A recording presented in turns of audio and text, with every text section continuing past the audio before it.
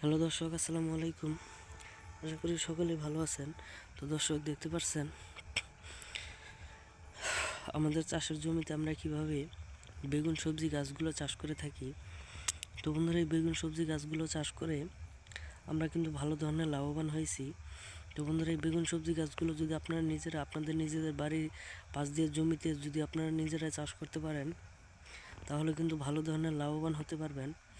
তো বন্ধুরা, দেখতেই পাচ্ছেন আমাদের গাছে ভালো ধরনের বেগুন ধরেছে এবং এই সবজিগুলো খেলে প্রচুর পরিমাণের ভিটামিন, এবং আপনারা প্রত্যেক দিন যদি সকালে এবং রাতে যদি এই সবজিগুলো খেতে পারেন, তাহলে আপনাদের প্রচুর পরিমাণের ভিটামিন হবে।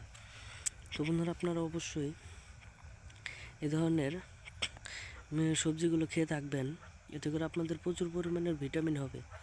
তো দর্শক, এই ধরনের সবজিগুলো আপনারা নিজেরাই নিজেদের বাড়িতে চাষ করতে পারবেন এবং সবজির যে পরিমাণ দাম হয়েছে, তো বন্ধুরা, আপনারা চাইলেই এই সবজিগুলো আপনারা আপনাদের নিজেদের বাড়িতে চাষ করে পারেন।